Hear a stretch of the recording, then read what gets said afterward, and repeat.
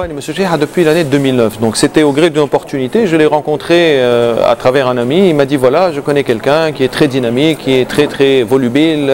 Il va dans tous les sens et il est en train de se développer sur un marché fortement en croissance.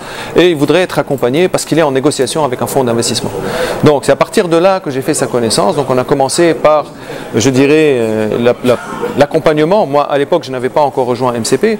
Maintenant en rejoignant MCP, donc c'est là que j'ai attiré Mahdi pour lui dire écoute, le contexte étant ce qu'il est, les fonds d'investissement sont très frileux, ils quittent la Tunisie pour la plupart, donc vous n'allez pas rencontrer la solution de capitaux, de financement de capital qu'il est nécessaire d'avoir à votre stade. Parce qu'il faut savoir une chose, c'est que l'endettement, l'économie d'endettement a des limites. On ne peut pas se croître ad vitam aeternam à l'infini avec seulement de la dette parce qu'on rencontre très vite des limites et ces limites ne peuvent être dépassées que par l'ouverture de capital. Donc on peut faire cette ouverture de deux manières, ou bien à travers un fonds d'investissement, une SICAR, ou bien à travers une levée de fonds, aussi bien auprès de privés que l'appel public à l'épargne. Les SICAR, antérieurement, fonctionnaient aussi comme des banques. Ça veut dire qu'elles louaient du capital plutôt qu'elles ne participaient au développement. Ce n'est qu'après que la loi sur les SICAR a changé et que les SICAR ont adopté un comportement, je dirais, plus capitalistique, même si elles restaient très passives par rapport à la gestion qu'elles avaient avec les entreprises.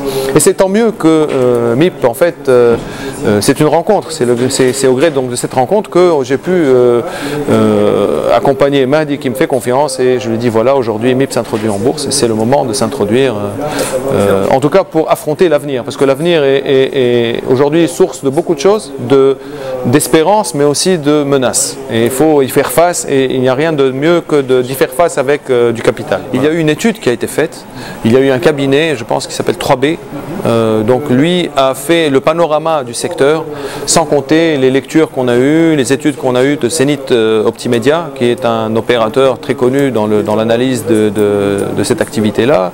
L'activité d'affichage étant une activité très résiliente par rapport à la télévision et très stable. Pourquoi? Parce qu'elle est très corrélée et en relation avec l'endroit où les panneaux sont posés.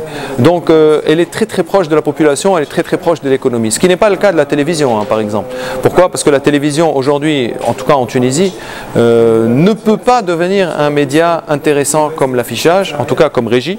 Pourquoi? Parce qu'elle ne peut pas permettre de faire des décrochages étant donné qu'elle passe par le satellite. Le fait de passer éventuellement demain avec la télévision terrestre, peut-être qu'il y a lieu de faire des choses, mais avec le numérique terrestre, pardon. Maintenant, dans la configuration actuelle, avec cette foison de chaînes de télévision, il y a un émiettement de l'audience et ça ne peut pas rencontrer, je dirais, un intérêt économique pour de grands opérateurs. D'ailleurs, la plupart continuent de faire de la publicité dans les grands médias internationaux et non pas dans ces télés-là. On ne voit pas beaucoup de communication. Il y a un autre élément très important, les gens doivent le comprendre, la particularité de l'affichage par rapport aux autres médias, c'est qu'en fait, en tant que support publicitaire, les gens regardent l'affichage quand ils ne regardent pas les autres médias. Ils regardent l'affichage le jour, ils regardent la télé la nuit. Il est très rare qu'on regarde la télé à 11h du matin ou à 3h de l'après-midi. En tout cas, ça ne peut être que marginal. Alors que quand on se balade dans la rue, on voit des affiches, elles sont tout le temps éclairées, on passe devant, on ne peut que les voir. Voilà.